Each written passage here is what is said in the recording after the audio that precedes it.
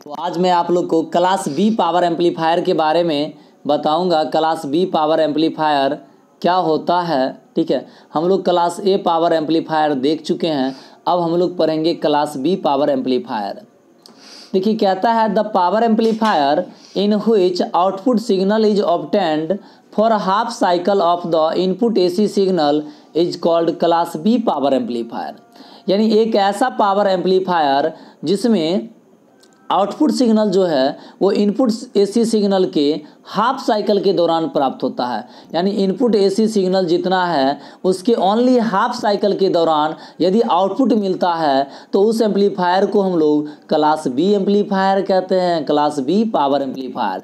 Class A power amplifier में full cycle के दौरान आउटपुट मिलता था, लेकिन क्लास ए एम्पलीफायर के दौरान इनपुट सिग्नल के ओनली हाफ साइकिल के दौरान हमें आउटपुट मिलेगा, इसलिए इसको क्लास बी पावर एम्पलीफायर कहते हैं। अच्छा, इसको क्लास बी पावर एम्पलीफायर कहते हैं। In class B power amplifier Q point is located at cut off point. Class B power amplifier में क्यू पॉइंट जो होता है वो कट ऑफ पॉइंट पे रहता है, जबकि क्लास ए पावर एम्पलीफायर में हमने देखा था जो क्यू पॉइंट जो है वो लोड लाइन के मिड पॉइंट पे रहता है, ठीक है। यदि आप लोग क्लास ए पावर एम्पलीफायर का वीडियो देखना चाहते हैं तो इसके प्ले लिस्ट में जाइए, वहाँ सारा पावर एम्पलीफायर का वीडियो आपको मिल जाएगा। यदि अभी तक आप मेरे यूट्यूब चैनल को सब्सक्राइब नहीं किए हैं तो प्लीज़ सब्सक्राइब कर ले और नोटिफिकेशन का बेल आइकन दबा दे ताकि मेरा हर एक वीडियो आपके पास सबसे पहले पहुँचे। नेक्स्ट है we apply AC input signal to the base terminal of transistor. जब हम लोग ट्रांजिस्टर के बेस टर्मिनल पे एसी इनपुट सिग्नल अप्लाई करते हैं then transistor will be on for positive half cycle. तब ट्रांजिस्टर जो होता है वो पॉजिटिव हाफ साइकिल के लिए ऑन हो जाता है एंड रिमेन्स ऑफ, और निगेटिव हाफ साइकिल के दौरान ऑफ रहता है। यानी जब इनपुट एसी सिग्नल हम लोग अप्लाई करेंगे, ठीक है, ट्रांजिस्टर के इनपुट में यानी बेस टर्मिनल पे, ठीक है, तो पॉजिटिव हाफ साइकिल के दौरान, ठीक है, ट्रांजिस्टर ऑन रहेगा, जबकि निगेटिव हाफ साइकिल के दौरान आपका ट्रांजिस्टर ऑफ रहेगा। क्यों? क्योंकि ये ओनली हाफ साइकिल में कंडक्ट करता है, फुल साइकिल में कंडक्ट नहीं करता है। लेकिन क्लास ए एम्पलीफायर दोनों साइकिल के दौरान ऑन रहता था, यानी ऑलवेज ऑन रहता था, लेकिन class B amplifier only positive half cycle के दौरान ऑन रहे। Since transistor is off for negative half cycle, transistor negative half cycle के लिए ऑफ है, so collector current IC and collector emitter voltage VCE for only half cycle.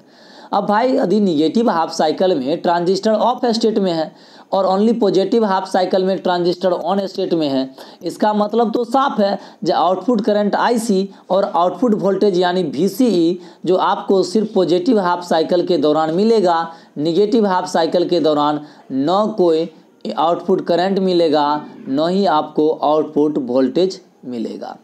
हम लोग इसके अब क्लास बी के, ठीक है, रिप्रेजेंटेशन पे देखते हैं, ग्राफिकल रिप्रेजेंटेशन कैसे करते हैं क्लास बी का, ठीक है। तो आप देखिए यहाँ पे फिगर में आप देख सकते हैं, ठीक है, जो ये आपका VCE है कलेक्टर एमीटर वोल्टेज, ये आपका कलेक्टर करंट IC है, ये आपका लोड लाइन है, और क्यू पॉइंट जो है एकदम देख रहे हैं कट ऑफ पॉइंट पे लिया गया है, ठीक है। आप फिगर में देख रहे हैं क्यू पॉइंट जो है कट ऑफ पॉइंट पे है, तो यहाँ से इनपुट सिग्नल जो अप्लाई होगा, ठीक है, ये देख रहे हैं इस तरह से, जैसे हम इसको आपको बना के बताते हैं।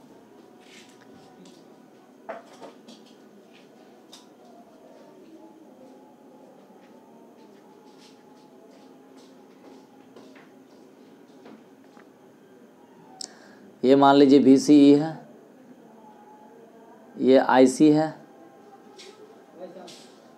ये लोड लाइन है। अब मेरा जो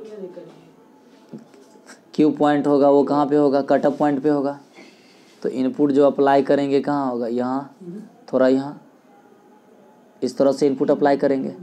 आउटपुट जो हम लेंगे तो कहाँ मिलेगा, सिर्फ हमारा पॉजिटिव इसी साइकिल के दौरान न मिलेगा, इधर तो मिलेगा नहीं, क्योंकि यहाँ से इधर ही एक्टिव रीजन में आएगा, इधर से इधर तो नहीं रहेगा, ठीक है, यहाँ से इधर तक ही मिलेगा ना, इधर तो आपका कट ऑफ पॉइंट से बाहर नीचे चला आ जाता है, तो सिर्फ आपको हाफ साइकिल मिलेगा।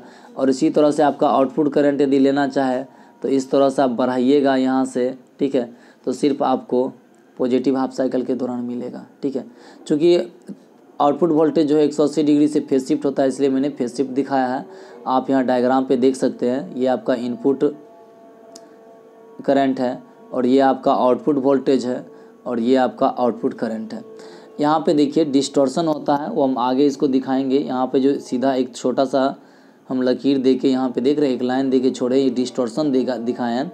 क्लास बी पावर एम्पलीफायर में डिस्टॉर्शन होता है, वो आगे बताएंगे कैसे डिस्टॉर्शन होता है। कहता है in class B power amplifier IC is in phase with phase current IB। Same उसके तरह क्लास ए पावर एम्पलीफायर की तरह कलेक्टर करंट IC जो होता है वो बेस करंट IB के इन फेज होता है, लेकिन VCE जो होता है यानी कलेक्टर एमीटर वोल्टेज जो होता है वो बेस करंट IB से आउट ऑफ फेज होता है 180 degree. Class B power amplifier produce more distortion.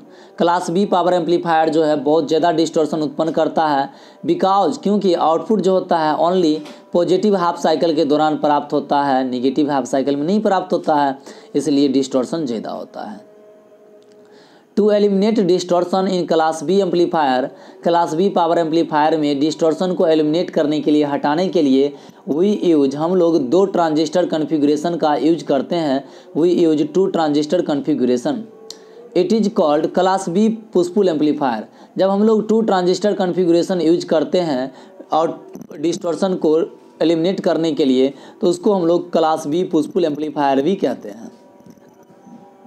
Class B power amplifier का कंडक्शन एंगल 180 डिग्री होता है, क्योंकि ये ओनली हाफ साइकिल के दौरान कंडक्ट करता है, जबकि क्लास ए पावर एम्पलीफायर का जो कंडक्शन एंगल था वो 360 डिग्री था, क्योंकि वो बोथ साइकिल यानी फुल साइकिल के दौरान कंडक्ट करता था। In class B amplifier power dissipation यानी हीट जो है वो बहुत कम उत्पन्न होता है as compare to class A amplifier. चूँकि क्लास ए एम्पलीफायर में पूरे साइकिल के दौरान ऑन रहता था, जिसलिए हीट ज़्यादा उत्पन्न होता था, लेकिन क्लास बी एम्पलीफायर में ओनली हाफ साइकिल के दौरान ये ऑन रहता है, इसलिए कम हीट उत्पन्न करता है, कम पावर यहाँ पे कंज्यूम होता है, डिसिपेट होता है। Since heat produce in class B amplifier is less, class B amplifier में हीट जो है कम उत्पन्न होता है, तो लॉस भी कम होगा, जिसके कारण से क्लास बी पावर एम्पलीफायर का एफिशिएंसी हाई लगभग 78.5% होता है, जबकि आपने देखा था क्लास ए एम्पलीफायर का एफिशिएंसी 25% होता है, और जब ट्रांसफार्मर कपल्ड उसको करते हैं तो हाईएस्ट 50% पे जाता है। Advantage of class B amplifier, इसका एफिशिएंसी हाई होता है 78.5% के करीब। पावर डिसिपेशन जो होता है वो बहुत कम होता है, बहुत कम पावर खत्म होता है, खर्च होता है, हीट कम उत्पन्न होता है। यहाँ इम्पीडेंस मैचिंग जो है वो आसानी से पॉसिबल है। Disadvantage of class B amplifier, इसमें डिस्टॉर्शन ज़्यादा होता है और क्लास सी एम्पलीफायर के कंपेयर में इसका एफिशिएंसी कम होता है।